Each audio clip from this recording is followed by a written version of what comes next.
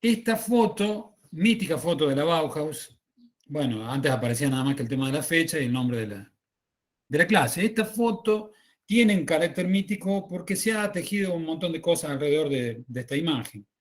Primero, es una foto de 1926, de los primeros meses de ese año, cuando se inaugura el edificio proyectado por Gropius, en la terraza.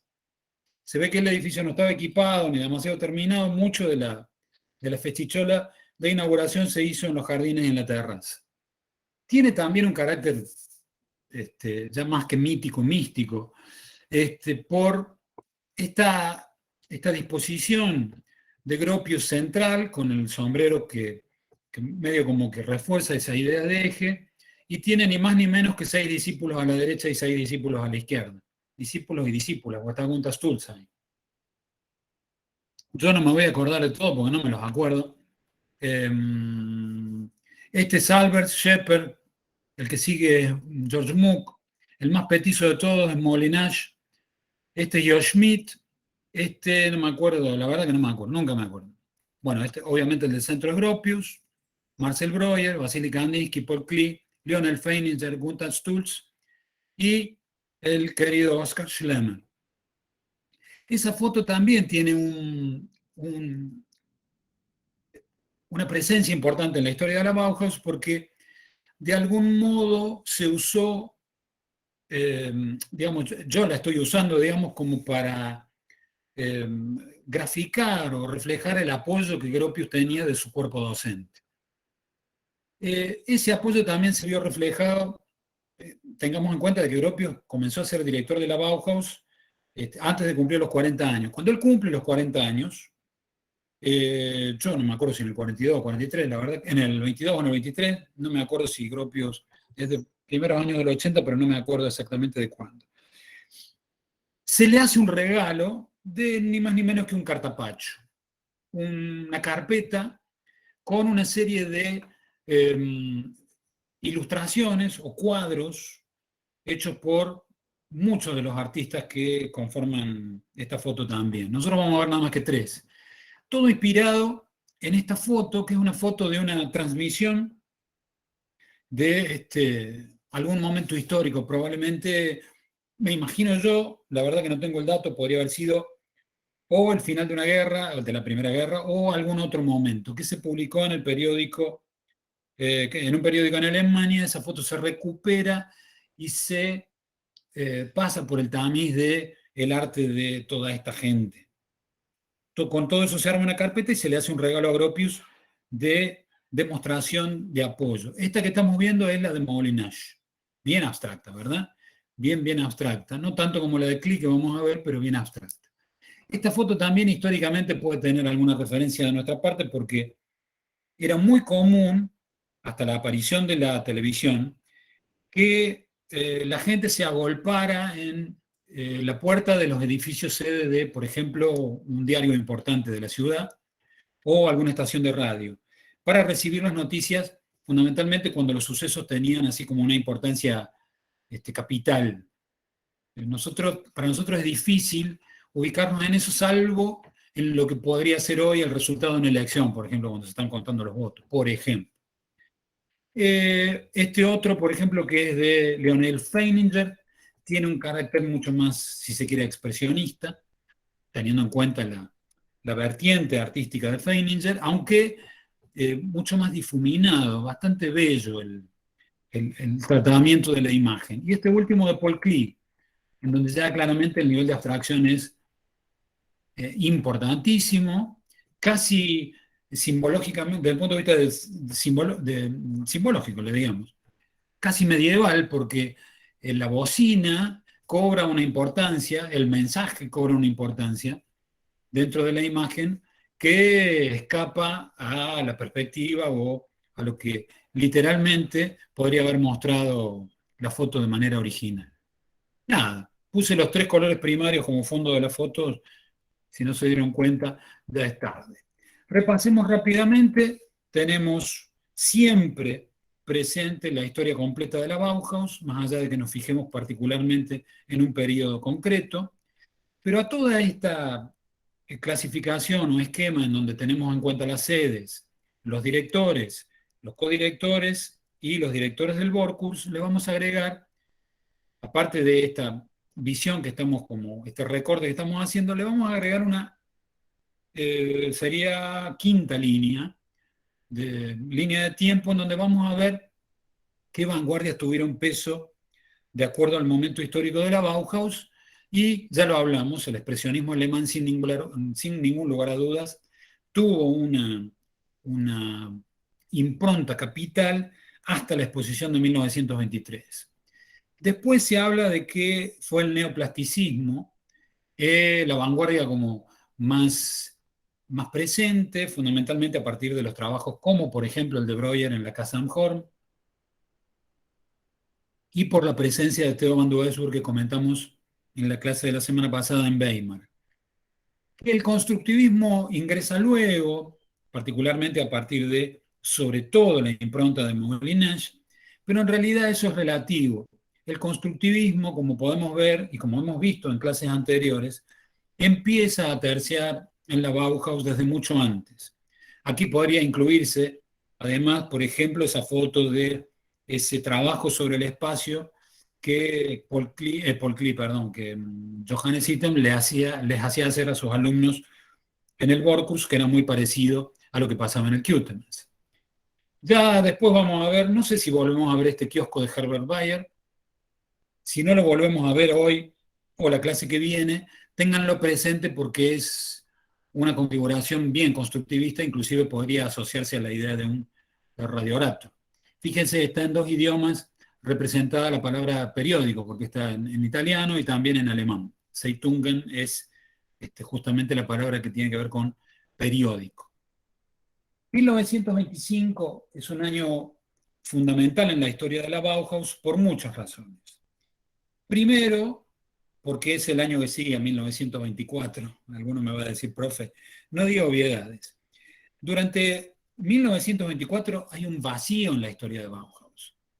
La escuela prácticamente no funcionó durante todo el año y no hubo perspectivas de que lo haga. Eso lo refleja muy poco la historiografía sobre Bauhaus.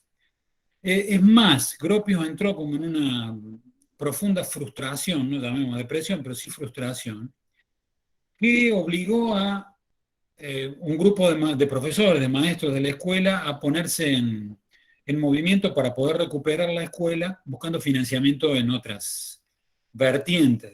Uno de ellos fue Paul Klee. Yo tengo, gracias al regalo de un alumno, de cuarto, así que no estoy pechando acá para que me hagan regalo, ni mucho menos. Después de que me conocen muchos años, por ahí algunos me regalaron.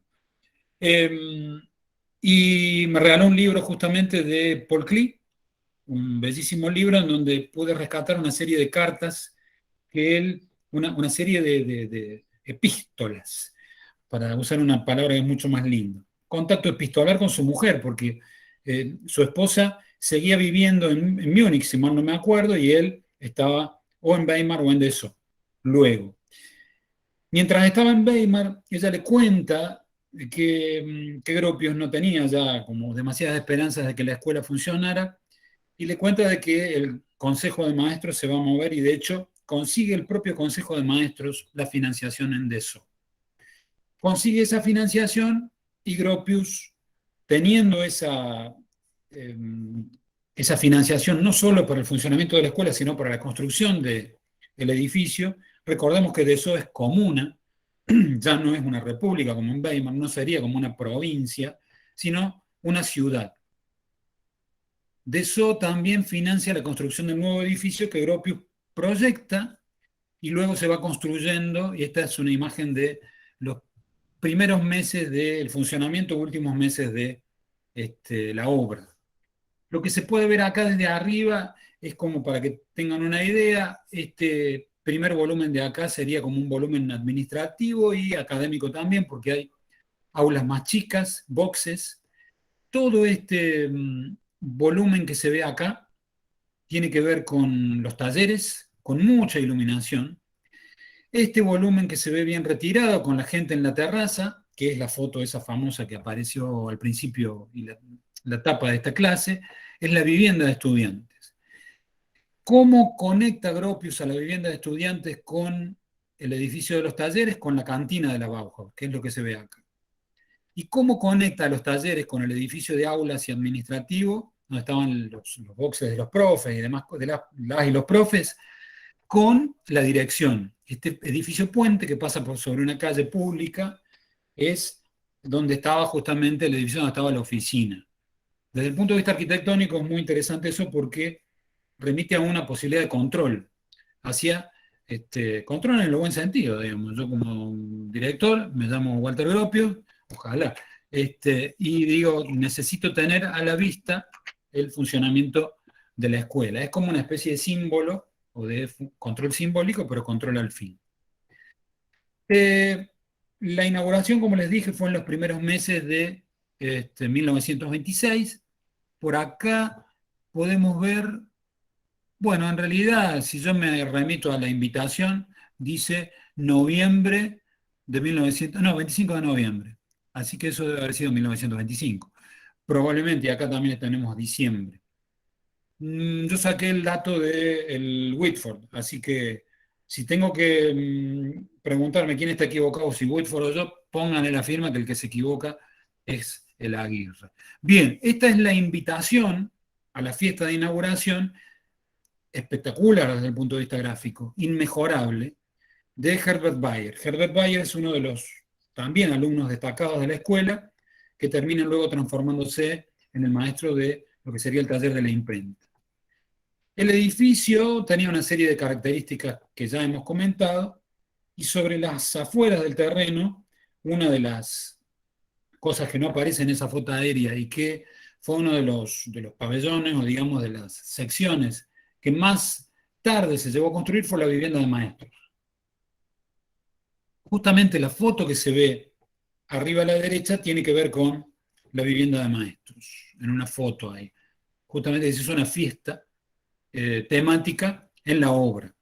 Aquí podemos ver justamente de manera un poquito más clara, sobre la izquierda, que sería el volumen más administrativo y de boxes y aulas más chicos, el famoso módulo de talleres, ya vamos a ver por qué, y el edificio puente con 2 plantas, con las oficinas de dirección y de codirección, lo que se ve, codirección y algunas otras direcciones, seguramente el Consejo de Maestros.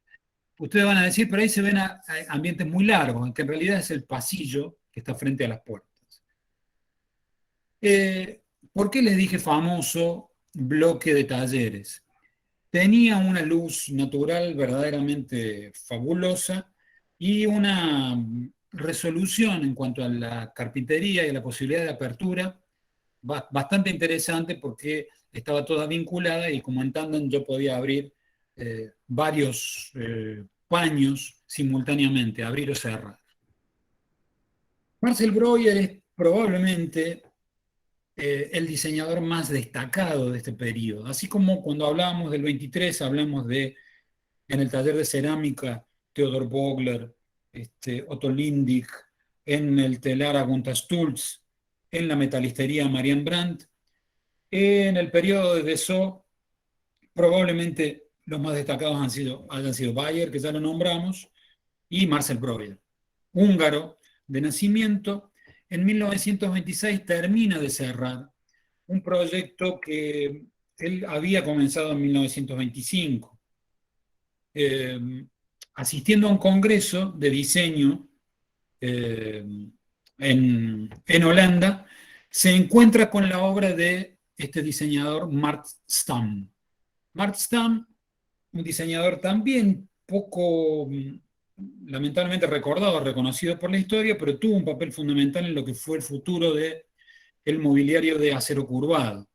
Él en realidad lo que hizo no fue curvar el acero, sino extrapolar de la fontanería o de la plomería algunos elementos que permitiesen generar estructuras. Esta estructura en voladizo es verdaderamente revolucionaria para la época, una silla que tiene 4 patas, en verdad, porque en realidad es un cuadrado que apoya y transmite sus esfuerzos exactamente en estos extremos, y a partir de la acción del propio voladizo también en lo que es la parte trasera. Entre esto que vio Marcel Breuer, su experiencia con los muebles Tonet, también muy conocidos en la época, que ya tenían unos fácil 70 años o más de historia, en realidad casi 90, pero sobre todo la silla 14 un poquito menos, aquí en su versión sillón.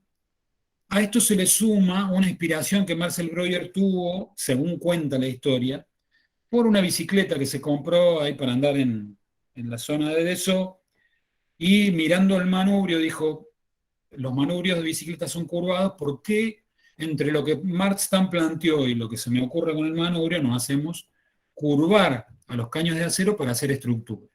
Y ahí nace este tipo de configuración que revolucionó el, la historia del diseño de mobiliario. Esta es la famosa B19 en su número de catálogo. Si prestan atención, van a encontrar que siempre la estructura tiene alguna división en algún punto. Esto se debe a que tengo la suerte de que mi suegro tiene un taller metalúrgico y he visto cómo curvaban caños. De hecho, yo estoy en este momento sentado sobre una balance que él me regaló. Después vayan y averigüen qué es una silla balance. Entonces he visto cómo se curva el caño en los talleres. De hecho, yo curvo un par, pero nada más que un par.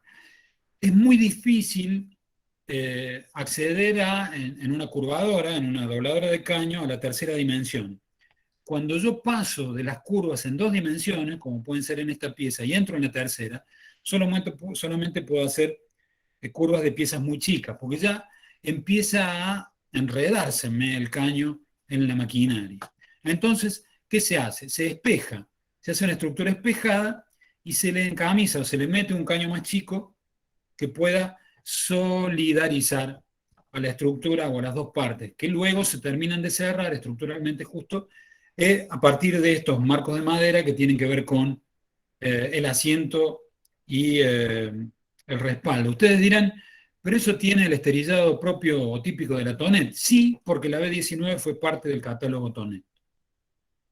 Aquí en su versión sillón,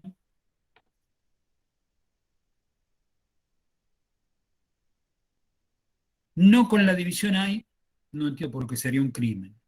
Esta es justamente una página del catálogo Tonet donde se puede ver a la B19 y a la versión sillón, que tiene otro número en el catálogo que yo olvidé, debe ser 2021 probablemente. Acuérdense que es B19, B larga por el apellido del autor, en este caso Breuer, y el 19 es el número de catálogo dentro del catálogo Bauhaus. Insisto, estoy hablando del catálogo Bauhaus, no del catálogo Tonet. En el catálogo Tonet habrá tenido otra nomenclatura. Fíjense que en esta imagen del catálogo Tonet, el equipamiento diseñado por Breuer está acompañado por nada menos ni más ni menos que Le Corbusier, Charles-Édouard Jeanneret, en su conocida poltrona y en un silloncito que es muy parecido en estructura así general por los tensados, por los tendidos, a lo que luego fue su obra más conocida, de la que ya vamos a hablar.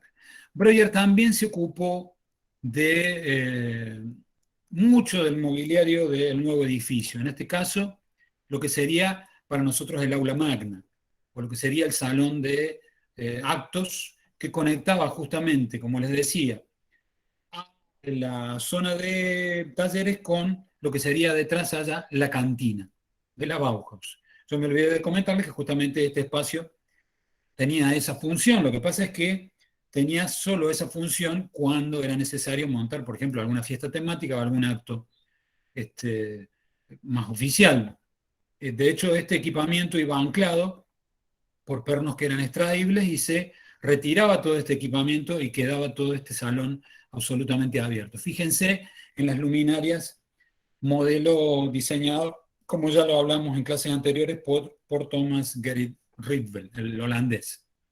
Otro elemento interesante del que tienen que prestar mucha atención es una cuestión ergonómica, que es la solución que Breuer da al resguardo de la zona poplitea. Acuérdense de que lo habíamos señalado como un error en la silla de listones de la casa Amhorn.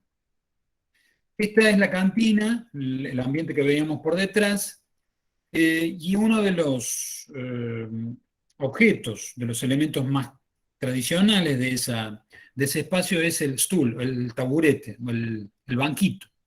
Tuvo varias versiones y después Este banquito lo recordarán, espero, el año que viene cuando vean Historia 2, porque Max Bill tuvo como una inspiración a la hora de hacer el banquito justamente para la cantina de la Ulm.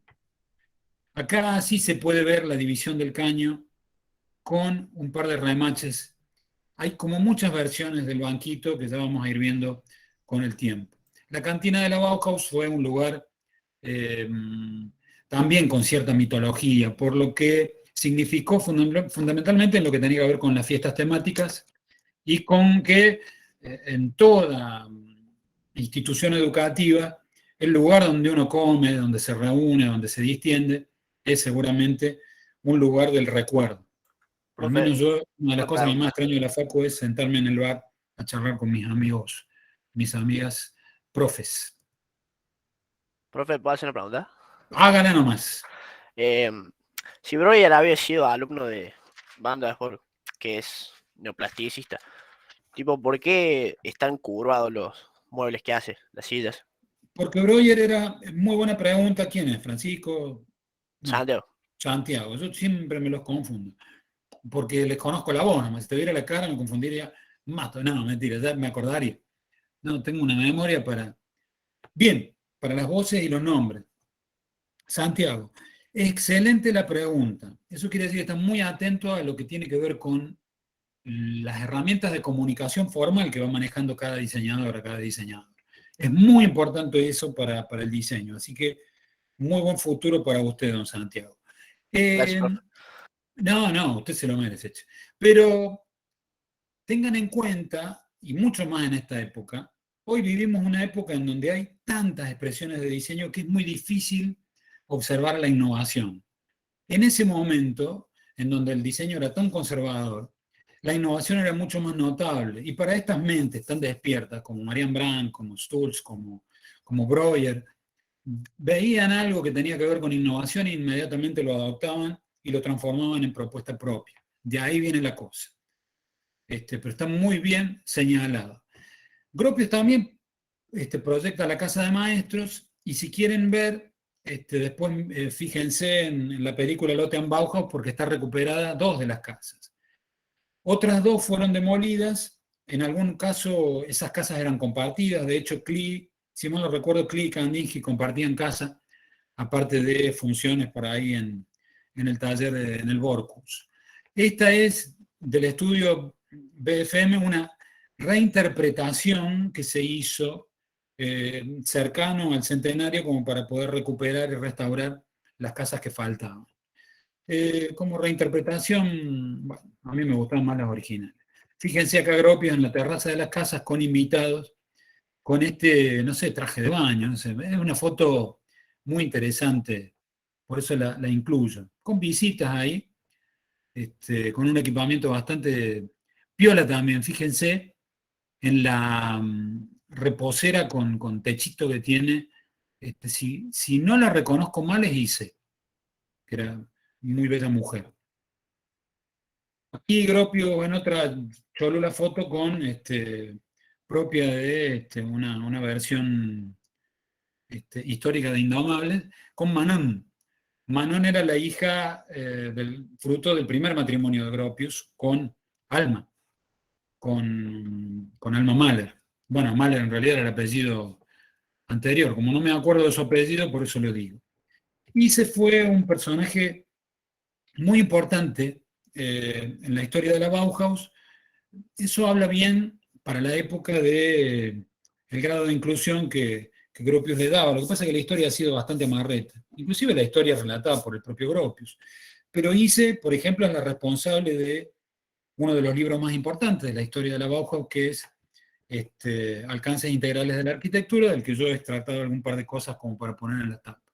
Ise era excelente fotógrafa y también era, digamos, una artista bastante polifacética. De hecho, se le atribuye a Gropius, a Ise Gropius, alguna responsabilidad en lo que fue, ya lo comenté la clase pasada, el revolucionario y moderno diseño de la cocina de la casa Amhorn.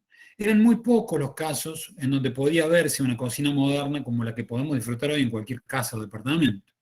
Este es otro, el caso alemán también de Margaret Schutte, en este caso austríaca, de una cocina, fíjense, hasta con un taburete parecido a, no en la altura, pero sí en la estructura de regulable con un sinfín, a lo que se suele usar para tocar el piano. Fíjense, todos los cajoncitos con su manijita para poder ir distribuyendo las cosas. Y nada más, recuerdo, digamos, linkeo con aquello que vimos de el Comité de la Construcción del Consejo Económico de los rusos. 1927 también fue un año importante para la Bauhaus por varias razones.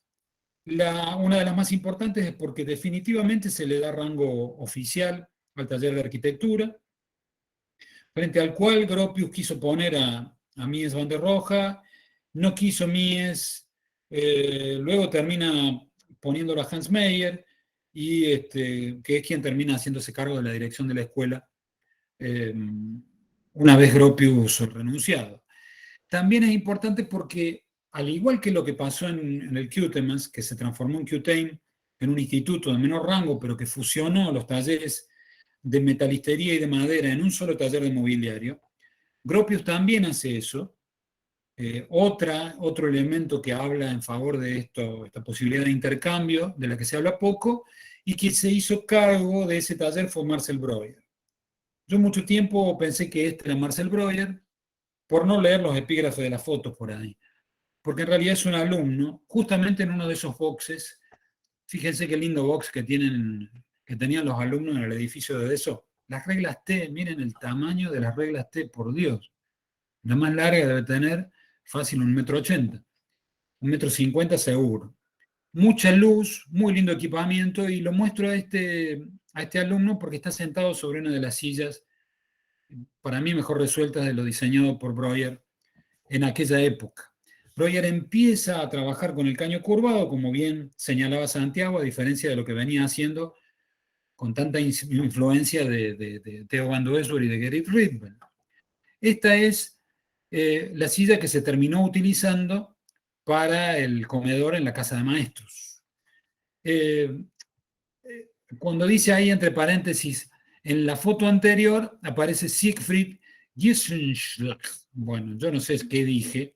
Si lo dije, alguien sabe alemán por ahí, se debe estar riendo de una manera, debe estar en el piso, retorciéndose de la risa. Pero no importa, fue, digamos, lo que vale es la intención. No lo nombré al alumno antes porque es imposible acordarme del apellido. Fíjense de nuevo en cómo Breuer resuelve el cuidado de la zona poplitea y el cuidado de la zona dorsal, con ese retiro de la estructura de caño, inclusive la zona lumbar acá también, más que acá la zona del coxis. Lumbar sería un poquito más arriba. Con una estructura muy cuidada para que desde el punto de vista ergonómico esto sea verdaderamente cómodo. Esta silla, nada, eso ya lo dije, se utilizó para el comedor de la casa de maestros. Quizá la silla o el sillón más recordado de toda esta época de Breuer sea el club. ¿Por qué se llama club? De hecho, en el catálogo de Bauhaus aparece como club. Si no recuerdo mal, es la B3, B larga 3 en el catálogo Bauhaus. Porque en realidad era el proyecto original para equipar aquello que vimos hace un rato, que fue ese salón o aula magna, que era como el club de estudiantes o el aula más grande. En definitiva, probablemente por cuestiones de espacio, se decidió trabajar con una versión más chica de silla, y esta pasó a ser una silla muy importante en las salas de estar de los maestros, y se dice que la historia cuenta, no sé hasta qué punto es real, porque yo en ningún libro de los serios he visto esa referencia de que hoy se le llama Vasili porque se la dedicó a su maestro. Probablemente, merecido estaría, pero en realidad la silla se llama Club. Hoy se le llama Vasili y la pueden encontrar así. Fíjense en este cenicero que ya conocemos de los diseños de la metalistería en la época todavía de Weimar. Hay muchas versiones del B3. Está esta que está cortada, al igual que la que vemos en la foto. Van a ver que la relación entre la estructura del asiento y del respaldo con la estructura lateral cambia en cada una de las versiones.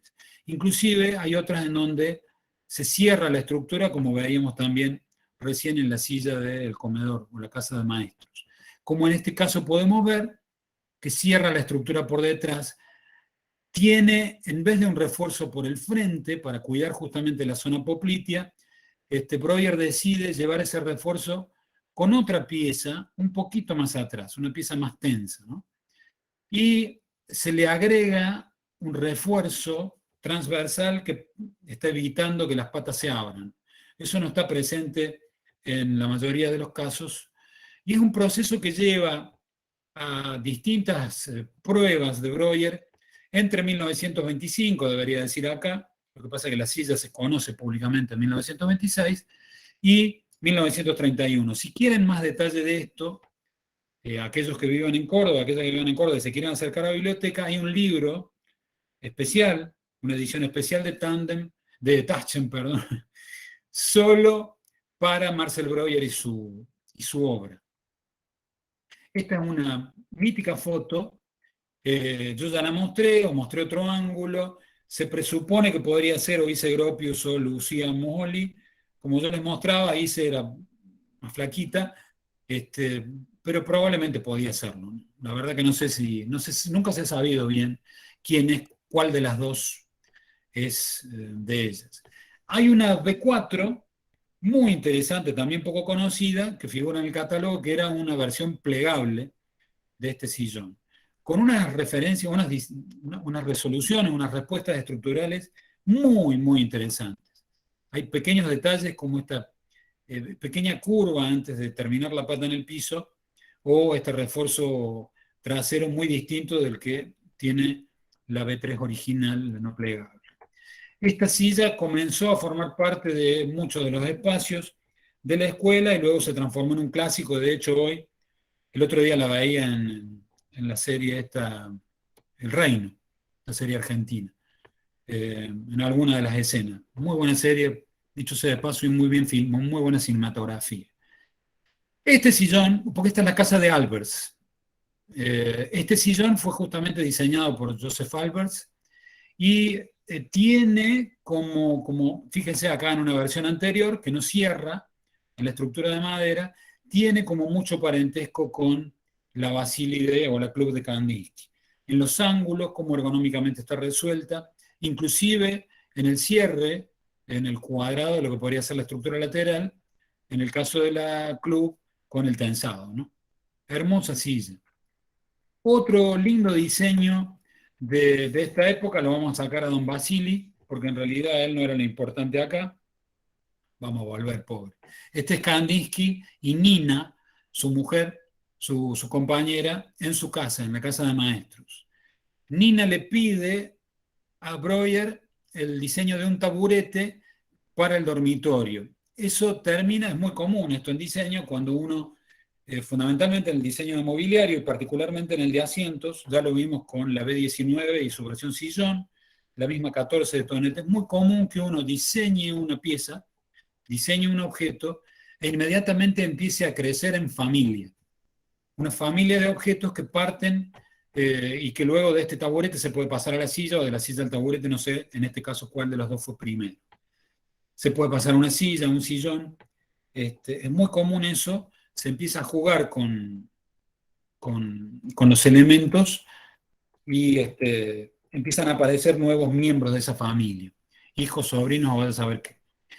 Bueno, acá tenemos una foto del catálogo, muy probablemente esto haya sido, si no resuelto por Herbert Bayer, asesorado por Herbert Bayer, porque tiene mucho de la estética de Herbert Bayer.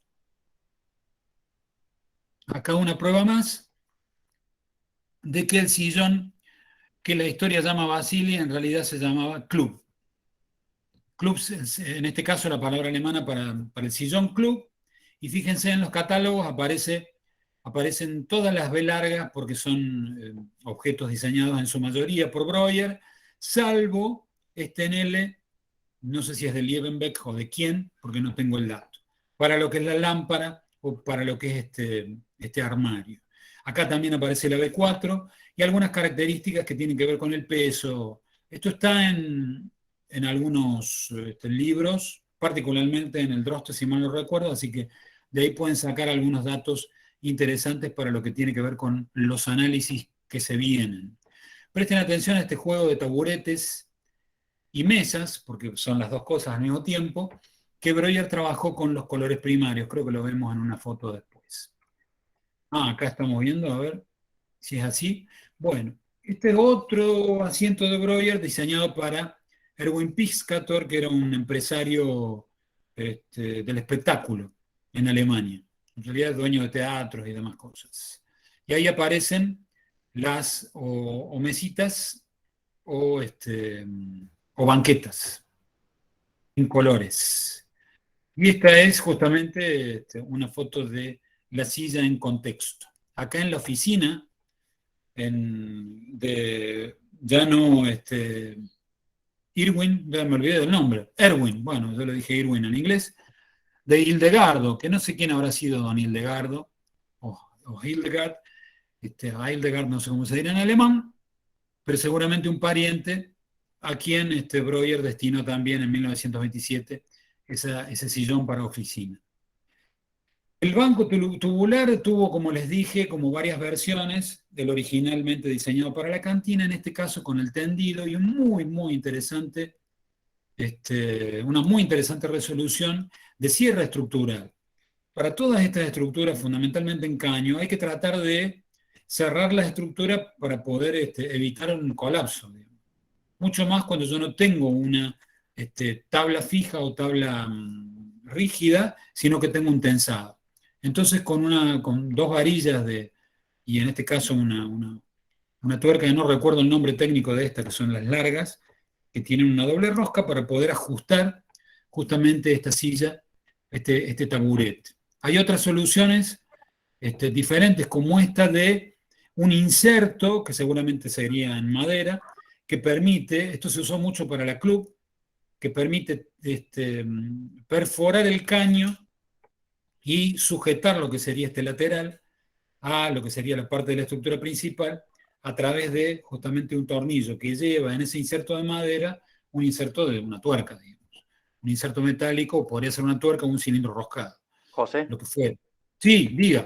las roscas, o sea, los espárragos serían Gracias, espárragos Dami. o gusanos si están huecos, digamos. Sí, señor, gracias, pero sería en este caso un espárrago. Un espárrago.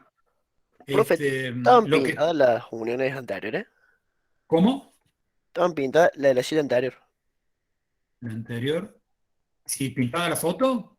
No, No. Vos decís porque originalmente han sido en blanco y negro. No, porque estos son parte de un libro que me regaló un amigo no, que no, trajo de quiero Alemania. decir que, ¿viste la unión que marcaste ahí? Que cierra la estructura. Sí. No, esa era la anterior. Ahí. eh, pero en esta, no. No, no, la que pusiste recién, el banco. Sí, esta. Claro. Yo también entendido que no solían pintar los materiales, los metálicos, tipo, lo dejaban. Vos decís el acabado metalizado. Claro, ¿A eso te referís? A lo que a lo que hoy cromamos. claro, porque yo también entendido que en el neoplasticismo, como que con la estética de la máquina y todo eso, dejaban que el material sea, ¿no es cierto? Sí, pero esto no es neoplasticista. Decime tu nombre. Santiago, También sos Santiago. No. Esto, olvídate del neoplasticismo porque no tiene, si bien tiene una incidencia, una influencia para la obra de Breuer, pero no lo encuadres, porque esto sí ya más responde a lo que normalmente se llama un estilo nuevo, un estilo Bauhaus o estilo moderno. Eh, pero sería más movimiento moderno. No tiene estrictamente que ver con el neoplasticismo, sino lateralmente. Pero me viene bien tu pregunta, Santiago, para aclarar una cosa. El cromado todavía no era un sistema, digamos, difundido, eso viene después de la Segunda Guerra, y se hacía niquelado, o un poquito antes de la Segunda Guerra, pero se hacía niquelado, que no tenía, esto probablemente haya sido retratado porque el niquelado en realidad duraba mucho menos. Es muy común ver a sillas históricas de esta época que mantienen el niquelado original y que se han picado todas. Bueno, esta es una versión con esterilla, fíjense en el refuerzo parecido al de la Club, y acá la zona poplitea no tan cuidada, digamos, simplemente con una pequeña curva. Nada más, en este caso con una silla plegable del 28, ya rayando la ida de Marcel Breuer. En este caso la Borosheque sería para otra casa, muy parecida a la 19, pero con tensado, muy linda silla, muy linda silla.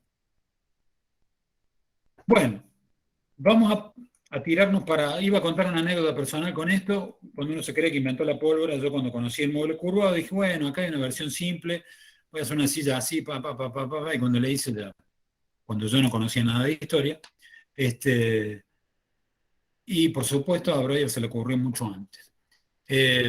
Así que hay que tener cuidado con lo que uno cree que diseña.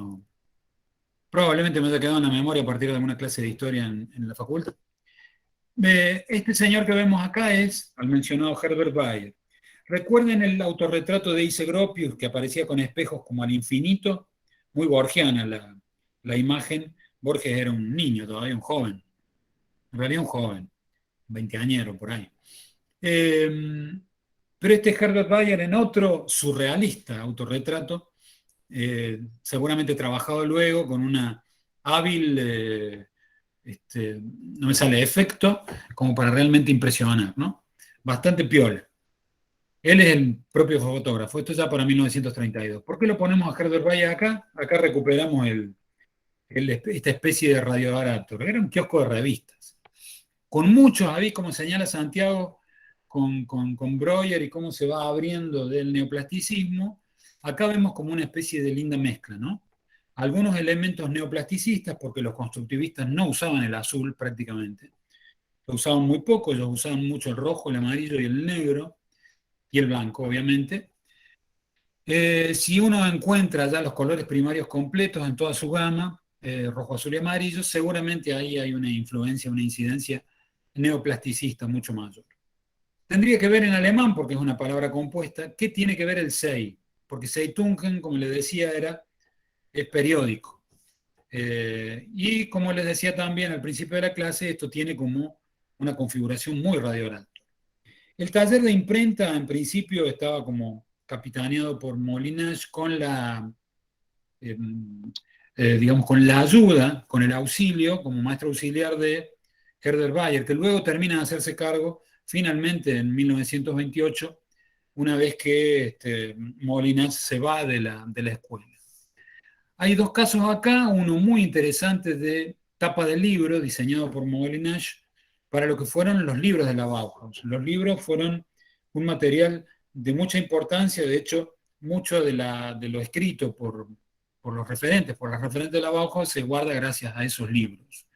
En este caso, el número 14, la carpeta número 14, en un muy, muy hábil manejo de la gráfica, en donde el autor pasa justamente a un segundo plano. El propio Molinage se está pintando acá en su diseño, porque era un tipo bastante humilde, utiliza el reflejo y el color de la tipografía para resaltar fundamentalmente la palabra carpeta o libro de la Bauhaus, el número en grande, algo que haga referencia a los materiales en la arquitectura, y su nombre ahí medio como que se mezcla y está más chiquito. Muy lindo ejemplo de diseño moderno, de billete, para una época en donde la inflación en Alemania era galopante, y acá nos estamos corriendo de proceso, porque esto en realidad pertenece a la época de Weimar, cuando Herbert Bayer todavía recién era un oficial en los talleres. Fíjense, esta es una página de catálogo de Bayer, por eso yo decía que el catálogo general muy probablemente haya sido diseñado por él. Acá para mostrar la lámpara de Jucker-Wagen. Recuerden que hablamos de ella la semana pasada, acá simplemente estamos mostrando la página de catálogo para los que sepan alemán podrán entender alguna cosa, más de la que entiendo yo, más allá de la altura en 35 centímetros. Fíjense que lo único, todo era blanco y negro, salvo el número en el que se ubicaba en el catálogo general, y en este caso el taller original, en este caso tenía que ver con la metalistería. Eso venía en rojo. Esto que veo en gris acá es rojo, con las letras negras, y esto completamente rojo. También acá un par de diseños, tanto de Josh Schmidt, recuerden que lo habíamos mencionado como un importantísimo diseñador gráfico, una tarjeta de venta, como para presentación de la Bauhaus en los circuitos comerciales, digamos, y congresos o lo que fuera, y abajo un diseño de Herbert Bayer para una conferencia de Hans Poelzig, uno de los pilares del movimiento moderno en la arquitectura, si mal no recuerdo, polaco el muchacho, si mal no recuerdo, y fue uno, si tampoco recuerdo mal, si también no recuerdo bien, uno de los profes de los arquitectos puestos al frente de la reforma educativa de eh, Mutesius. Se me perdió el nombre. Y acá, Herbert Bayer y un catálogo de lo que podría ser lo que luego se llamó la famosa tipografía Bauhaus, y en su momento él la llamó universal, en donde no había mayúsculas, por ejemplo, salvo acá para la referencia del nombre, pero la tipografía se presentó como toda minúscula en un principio, después, bueno, se han hecho adaptaciones, y no sé si del propio Bayer. El taller de vidrio también tuvo un protagonista importante que fue Joseph Albers. Recuérdense que lo mencionamos siempre porque es uno de los primeros alumnos que entra en la escuela, ya con la experiencia de ser docente de arte en la primaria y en la secundaria, y luego se hace cargo del taller de vidrio y completamente del Borcus una vez que se va Molinas. Pero en 1926, en los inicios de eso, hace esta bellísima frutera y esta versión de taza que es verdaderamente una delicia. Fíjense, trabaja con 3 materiales distintos. En realidad, sí, estamos hablando de 4, no, 3. Vidrio, de lo que consta la propia taza, y el revolvedor, que se parecen mucho a lo que hoy vemos, por ejemplo, en los bares, y que vamos a dejar de ver seguramente por el tema del COVID, al menos por mucho tiempo. Esta cosa de que yo saco de las máquinas de café estas paletitas de plástico que vas a saber, sabe Dios solamente y no lo cuenta. ¿Quién lo ha tocado? Esto que seguramente debe haber sido algún tipo de, o plástico símil-baquelita, o una baquelita, una cosa así, o alguna madera oscura, y un flejecito, una pequeña pieza metálica con algún tipo de tensión, digamos, algún tipo de tensado, que permite acomodarla con 2 asas que me permiten, por un lado, el asa vertical, tomar líquidos tipo café, y el asa horizontal, tomarla más como una compotera o lo que podría ser un recipiente para consomé. Y el plato de loza. Aquí Albers con Annie, su compa, justamente en el balcón de la casa de profesores. 1928 es el año en donde se produce otro quiebre grande porque renuncia Walter Gropius, particularmente por la gran presión política que recibe de la comuna de Dessau. Se lo acusaba a Gropius de tener mucho vínculo con los rusos y con los comunistas en Alemania, y al final Gropius termina renunciando él, antes de que lo echen, con la clara visión, era un gran gestor, de salvar a la escuela. Prefirió sacrificarse él y no sacrificar a la escuela como pasó en Weimar. De hecho, en el libro de Whitford se habla mucho de que Gropius siguió dirigiendo la escuela desde las afueras de la escuela. El primero quiso que su sucesor fuera Mies van der Rohe, y finalmente termina decidiéndose por Herbert Bayer, perdón, por Hans Meyer, que lo habíamos dicho ya tenía participación en el taller de arquitectura. No sé si con esto terminamos. Con Hans Meyer, acá fotografiada por otra gran fotógrafo que fue Lotte Besse, que era su novia, su compañera.